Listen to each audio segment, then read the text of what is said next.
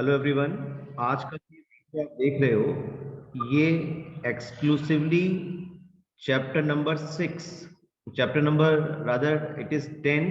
और ये जो सीबीएसई ने 2023 के लिए सिलेबस प्रेस्क्राइब किया है उसमें सीरियल नंबर 6 पर है, haloalkanes and haloarenes. और इसका जो वेटेज है वो 6 मार्क्स का आपके बोर्ड एग्जाम में रहेगा। और इसको आपके जो टीचर्स हैं उनको 15 दिन के अंदर आपकी क्लास में कवर करना चाहिए। तो मैं आज आपको इस चैप्टर के वो केवल 6 क्वेश्चंस बता रहा हूं, क्योंकि इसका वेटेज कितने का है, 6 मार्क्स है। केवल वो 6 क्वेश्चंस आपको बता रहा हूं जो आपके बोर्ड एग्जाम में आने के चांसेस जो हैं वो सबसे ज्यादा है। तो बहुत ध्यान से ये 6 क्वेश्चंस आप देखो जल्दी जल्दी। देखिए मैं आपको बता भी देता हूँ, ये पहला क्वेश्चन जो है आईयूपीएससी नॉमेनक्लेचर का रहेगा और ये एक्सरसाइज का 10.1 का 8th क्वेश्चन है। तो पहला क्वेश्चन जो आपका इंपॉर्टेंट हो रहा है आने वाले बोर्ड एग्जाम के लिए वो ये है 10.1 का 8th क्वेश्चन। देखिए क्वेश्चन मैंने यहाँ पे कॉपी कर लिया आपके लिए व्हाइट बोर्ड पर, और अब आप इसका सोल्यूशन सीख रहे हैं सब बच्चे। The question says CH3 C, मैं इसको आपको एक्सटेंडेड फॉर्म में लिख के दिखा देता हूं। देखिए this is CH3, this is C bond H, this is double bond, this is carbon and this is Cl, this is CH2 CH and CH3 whole twice means both the CH3 are attached with this CH। ये आपका extended form मैंने यहाँ पर लिख दिया है। अब आप जैसा देख पा रहे हो यहाँ पे डबल बॉन्ड को भी as a functional group deal करते हैं भाई, और हेलोजन भी यहाँ पर है, ये भी फंक्शनल ग्रुप है। और ये CH3 आप देख रहे हो कोई ना कोई CH3 यहाँ पे साइड चेन में भी जाएगा। तो मैं आपको एक पेपर यहाँ दिखा रहा हूँ जो कि ऑर्गेनिक का की पेपर है, जैसा आपके सामने स्क्रीन पर ये दिख रहा है आपको। देखिए पेपर देखिए सब बच्चे, इसमें डबल बॉन्ड, ये क्लास 11 का मैंने पेपर लिया हुआ है। डबल बॉन्ड, ट्रिपल बॉन्ड, ये फंक्शनल ग्रुप की तरह डील होते हैं। और आप देखेंगे कि डबल बॉन्ड की जो प्रेफरेंस ऑर्डर है वो हैलोजन से ज्यादा है। इसलिए अगर आपके पास इस क्वेश्चन में डबल बॉन्ड और हैलोजन दोनों हैं तो आप जो प्रेफरेंस देंगे वो डबल बॉन्ड को देंगे। नंबरिंग वहां से करोगे जहां से डबल बॉन्ड पास पड़ेगा। तो ये 1 2 3 4 5 6 ऐसा करने पे डबल बॉन्ड भी आपका मेन कार्बन चेन में आ गया और फंक्शनल ग्रुप की पोजीशन और डबल बॉन्ड की पोजीशन भी क्लोजेस्ट हो गई। ठीक है, ये आपका नाम देखिए क्या हो जाएगा। ऐसा करने पर आप ये CH3 साइड चेन में जा रहा है, this you called M for methyl and this Cl you called it chloro C, ये C से स्टार्ट हो रहा है। तो M और C में अल्फाबेटिकली C पहले आएगा, तो आपका इसका नाम क्या हो जाएगा 3 क्लोरो 3 क्लोरो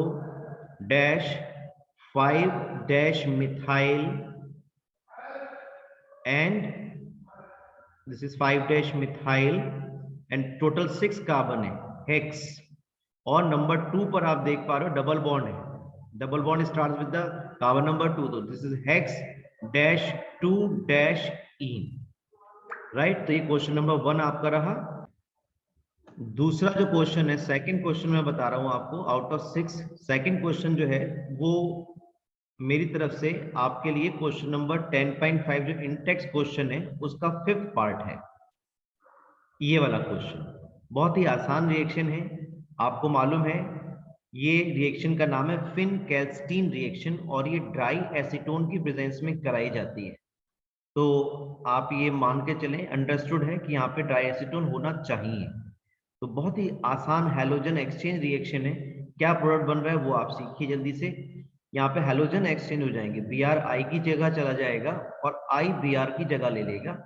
तो यहाँ पर जो प्रोडक्ट है आपके पास वो बन जाएगा CH3 CH2I, that is आइडो ethane plus NaBr। तो ये बहुत ही सिंपल हैलोजन एक्सचेंज की रिएक्शन है, एक नंबर में आने के चांसेस बहुत ज्यादा है। और एक रीजनिंग क्वेश्चन भी यहाँ बनता है, what is the use of dry acetone. तो ड्राई एसीटोन क्या करता है, ये जो NaBr बना है इसको प्रेसिपिटेट कर देगा and it will shift the equilibrium in forward direction so that more amount of iodoethane can be formed.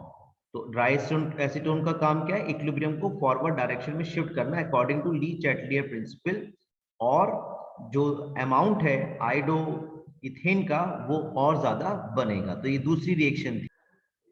Third question ये आपके सामने है, ये मैंने इस समय हेलो एल्केन हेलोजेन्स की फिजिकल प्रॉपर्टीज में से ओपन किया हुआ है पेज, और ये मेरा इस साल के लिए थर्ड क्वेश्चन है इंपॉर्टेंट, जो आपको करके जाना चाहिए। और यहाँ पे दो क्वेश्चंस बनते हैं, एक नहीं बनता है, दो क्वेश्चंस बनते हैं। पहला तो बनता है बॉइलिंग पॉइंट का। बॉइलिंग पॉइंट जैसा आप सभी को मालूम है वो सरफेस एरिया पर डिपेंड करता है। जितना ज्यादा सरफेस एरिया होगा उतना बॉइलिंग पॉइंट ज्यादा होगा। जैसा आप देख पा रहे हो लेफ्ट टू राइट चलने पे सरफेस एरिया डिक्रीज हो रहा है, इसीलिए बॉइलिंग पॉइंट भी क्या हो रहे हैं? डिक्रीज हो रहे हैं। तो ये बात आपको ध्यान रखनी है। तीन कंपाउंड्स आपके सामने हैं जिनमें सरफेस एरिया लगातार डिक्रीज होने की वजह से जो बॉइलिंग पॉइंट है वो डिक्रीज हो रहा है। ये क्वेश्चन नंबर मेरी तरफ से कौन सा था? ये क्वेश्चन नंबर थर्ड था, एक नंबर का, फिजिकल प्रॉपर्टीज के बेस पर। जितना ज्यादा सरफेस एरिया होगा उतना बॉइलिंग पॉइंट ज्यादा होगा। थर्ड क्वेश्चन था। अब बात करता हूं फोर्थ क्वेश्चन की। फोर्थ क्वेश्चन भी मेरा यहां से ही है। आपने SN2 SN1 पढ़ा हुआ है, आपको मालूम है SN2 मैकेनिज्म के अकॉर्डिंग जो प्राइमरी है उनकी रिएक्टिविटी ज्यादा होती है देन सेकेंडरी देन टर्शरी, और SN1 का ऑर्डर भी आपको पता है, उसमें जो रिएक्टिविटी है वो टर्शरी की सबसे ज्यादा होगी, then secondary and then primary. लेकिन SN1 में दो बातें और ध्यान रखोगे आप, बेंजाइलिक और एलाइलिक कार्बोकैटायन के बारे में। अगर बेंजाइलिक हैलाइड है तो भले ही वो प्राइमरी हो, लेकिन रेजोनेंस की वजह से जो इसका कार्बोकैटायन है वो ज्यादा स्टेबल होता है, और ऐसे ही जो एलाइलिक कार्बोकैटायन है वो भी रेजोनेंस की वजह से ज्यादा स्टेबल होता है। इसलिए ये दोनों कंपाउंड्स एलाइलिक और बेंजाइलिक कार्बोकैटायन SN1 से पार्टिसिपेट करने की टेंडेंसी रखते हैं। यहां पर जो SN2 है, SN2 में जो अल्काइल हैलाइड्स की रिएक्टिविटी है इस बात पर डिपेंड करती है कि स्टेरिक हिंड्रेंस कितना कम है जिस कार्बन पर न्यूक्लियोफाइल अटैक करेगा। जैसे आप इन तीन कंपाउंड्स में देखेंगे तो ये जो कार्बन है आपका, ये 1 डिग्री अल्काइल हैलाइड है, और इस कार्बन पर जो स्टेरिक हिंड्रेंस है वो सबसे कम है। इसलिए ये कंपाउंड, अगर इन तीन कंपाउंड आपको दे दें और पूछें कि SN1 में कौन सबसे ज्यादा तेजी से रिएक्ट करेगा, SN2 में सॉरी, तो आप बताएंगे 1 bromobutane will participate faster through SN2 mechanism in nucleophilic substitution. तो एक क्वेश्चन तो ये रहा। इसी का ही पूछ लेते भाई, इन तीनों में से SN1 से कौन पार्टिसिपेट करेगा? तो आप देख पा रहे हो SN1 में रिएक्टिविटी किसकी ज्यादा होगी? टर्शरी की। तो और आप पहचान पा रहे हो this is your टर्ड butyl bromide, यानी कि जब ये Br निकल जाएगा तो यहाँ जो कार्बोकैटायन बनेगा वो कौन सा बनेगा? सबसे ज्यादा स्टेबल टर्शरी कार्बोकैटायन बनेगा। और ये स्टेबल क्यों होगा? Due to hyperconjugation. ये फोर्थ क्वेश्चन चल रहा है बच्चों, फोर्थ क्वेश्चन, दो रह गए इसके बाद केवल आपके। और ये वीडियो आप सभी बच्चों को शेयर करिएगा जिनका हेलो एल्केन हेलोनीन्स कम तैयार है। तो यहाँ पर दूसरा क्वेश्चन ये बनता है कि इन तीनों में से किसकी रिएक्टिविटी SN2 में सबसे ज्यादा होगी? तो SN2 में सबसे ज्यादा एक्टिविटी किसकी होगी? प्राइमरी अल्काइल हैलाइड की, क्योंकि यहाँ पर स्टेरिक हिंड्रेंस सबसे कम है। और SN1 की जो रिएक्टिविटी है वो किस बात पर डिपेंड करती है? स्टेबिलिटी और टर्शरी कार्बोकैटायंस पर। तो इन तीनों में ये जो कंपाउंड आपकी टर्शरी अल्काइल हैलाइड है, और इसकी जो स्टेबिलिटी है कार्बोकैटायन की Br नेगेटिव रिलीज करने के बाद सबसे ज्यादा रहेगी। तो यहाँ पर आप पाएंगे कि ये जो कंपाउंड है ये SN1 से न्यूक्लियोफिलिक सब्स्टिट्यूशन में जाने की स्ट्रॉन्ग टेंडेंसी रखेगा। ठीक इसी क्वेश्चन को और तरीके से पूछ सकते हैं कि अगर आप एल्कोहलिक KOH से ट्रीट करा रहे हो तो डिहाइड्रोहेलोजिनेशन में कौन तेजी से पार्टिसिपेट करेगा? तो ध्यान रखना, एल्कोहलिक KOH में जो रिएक्शन है वो SN1 से फेवर होती है, और अगर एक्वस KOH होगा तो रिएक्शन SN2 से फेवर होगी। ठीक है, तो एक्वस KOH में क्या होगा? Br हटके सिंपली यहाँ पर OH आना है, इस Br की जगह OH आ जाना है। लेकिन अगर एल्कोहलिक KOH यूज कर रहे हो तो डिहाइड्रोहेलोजिनेशन होगा, H और Br का एलिमिनेशन होगा, और आपका मेन प्रोडक्ट क्या होगा? एल्कीन। ये Br चला जाएगा बेटा, और इन तीनों CH3 में से किसी में से भी H चला जाएगा। मैं आपको देखो बताता हूँ क्या प्रोडक्ट बनेगा यहाँ पर। इस तरह का क्वेश्चन बोर्ड में कई बार पूछा गया है। ये अभी आपका 4th क्वेश्चन चल रहा है, तो ये आपकी एल्कीन बन जाएगी। और अगर इसका प्रोडक्ट पूछे आपसे तो इसका प्रोडक्ट क्या बन जाएगा, सिंपली न्यूक्लियोफिलिक सब्स्टिट्यूशन हो जाएगा और Br की जगह क्या आ जाएगा, OH आ जाएगा। एक बार में मेरी बात समझ में नहीं आ रही है तो वीडियो को बार बार रिपीट करके देखिएगा, लेकिन ये 6 क्वेश्चन बहुत इंपॉर्टेंट है। अब बात ये आती है, इसी में एक क्वेश्चन और ऐड कर देते हैं कि इन तीनों में से ये पता करो बेटा कि कायरल कंपाउंड कौन सा है। देख रहे हैं आप कितना बढ़िया क्वेश्चन बन रहे हैं, एक ही 3 कंपाउंड दे दिए, कितने बढ़िया क्वेश्चन बन रहे हैं। तो आपको पता है कि कायरल कार्बन एटम कौन सा होगा, जिसकी चारों वैलेंसीज डिफरेंट एटम्स या ग्रुप ऑफ एटम से सेटिस्फाइड हो रही हो। तो आप पहचान पा रहे हो, यहाँ पे तो 3 H है तो ये तो कायरल नहीं हो सकता, यहाँ पे 2 H सेम है, ये कायरल नहीं हो सकता। लेकिन इस कार्बन की बात करो जिसपे मैंने एस्टेरिस्क साइन लगाया है, इस पर एक तो बच्चों Br है, एक बेटा CH3 है, एक थर्ड H है और फोर्थ कौन सा है, CH2 CH3। तो आप देख पा रहे हो सब अलग है, Br अलग है, CH3 अलग है, H अलग है, CH2 CH3 अलग है। तो ये आपका कायरल कार्बन एटम है। ये क्वेश्चन नंबर 4 था मेरी तरफ से। ये question number 5 second last question आ रहा है मेरी तरफ से। एक्सरसाइज का 10.12 का first part, explain why the dipole movement of chlorobenzene is lower than that of cyclohexyl chloride. और मैं किस बेस पे कह रहा हूं, ये मैं कह रहा हूं आपको 12-13 साल के 15 साल के क्वेश्चन पेपर जो बोर्ड में पूछे गए हैं उन क्वेश्चंस को देख करके मैं आपको ये सजेस्ट कर रहा हूं। तो question number 5th, the dipole moment of chlorobenzene is lower than that of cyclohexyl chloride. तो मैं यही इसका आपको सॉल्यूशन बताता हूं। देखो ये मैं आपके सामने कंपाउंड बना रहा हूं क्लोरोबेंजीन। क्लोरोबेंजीन में जैसा आप सभी को मालूम है resonance effect plus are effect काम करता है। क्लोरोबेंजीन में के जो Cl है उसके पास 6 इलेक्ट्रॉन्स यहाँ पर रहेंगे, एक इस कार्बन के साथ शेयर हो गया है। तो ये जो Cl है ये प्लस आर इफेक्ट ग्रुप है और अपना जो लोन पेयर इलेक्ट्रॉन है इसको रिंग के अंदर डीलोकलाइज करने की टेंडेंसी रखता है।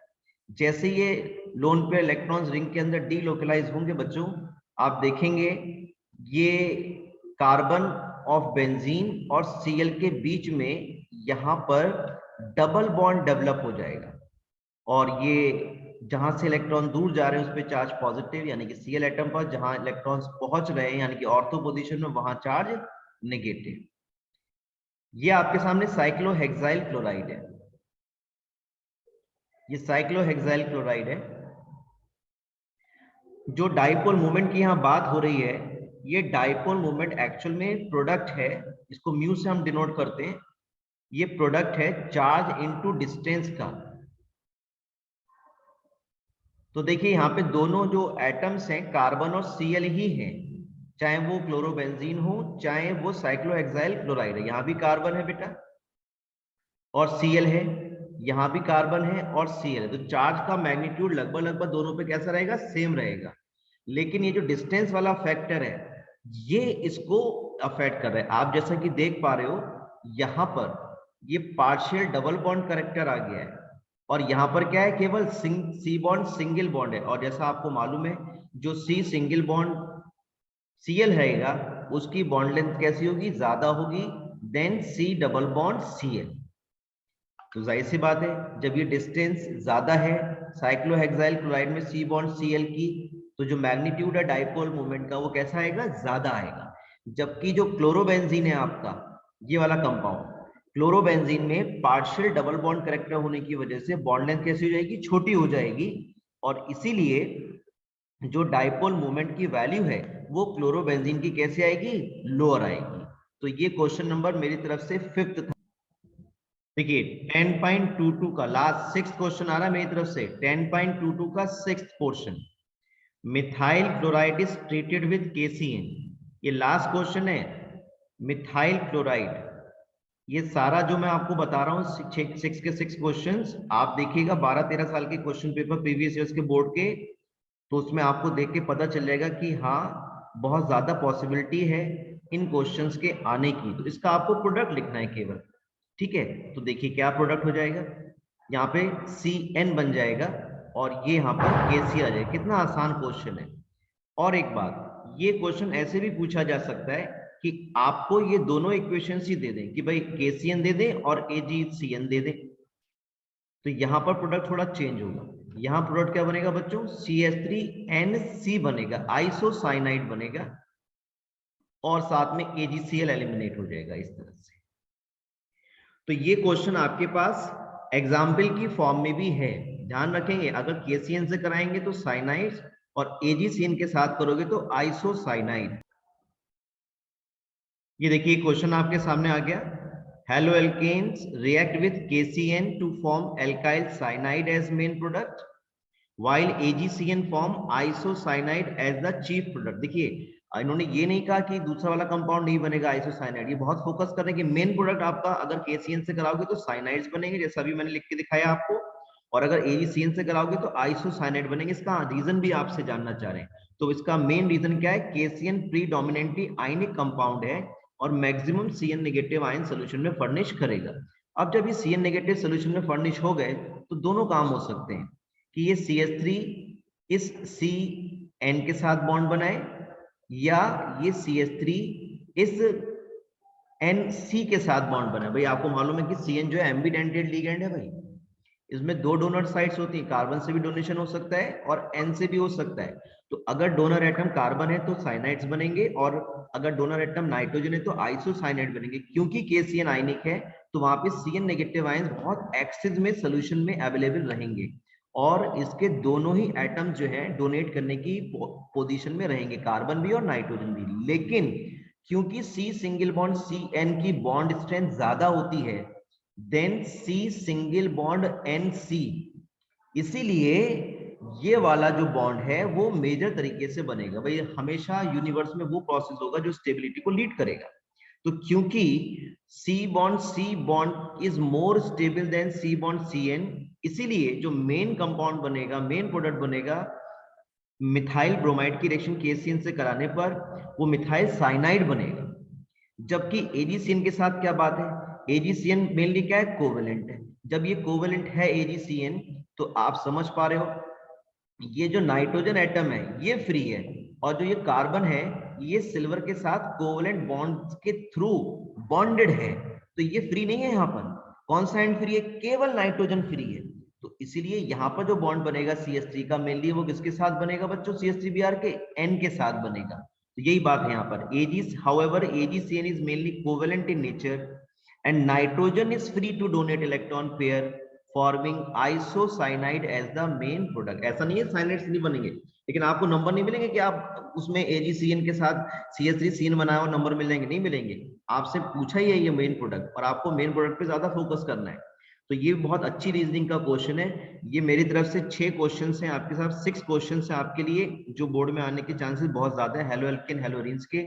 जिन बच्चों का हेलो एल्केन हेलोरिन्स तैयार नहीं है वो बच्चे ये 6 क्वेश्चंस को जरूर करके जाएं, और डेप्थ के साथ करके जाएं। सारी वीडियो जो हेलो एल्केन हेलोरिन्स की पड़ी हुई है चैनल पे, उनको भी आप देख सकते हो, पूरी प्लेलिस्ट है, उनको भी देख करके आप अपनी तैयारी कर सकते हो।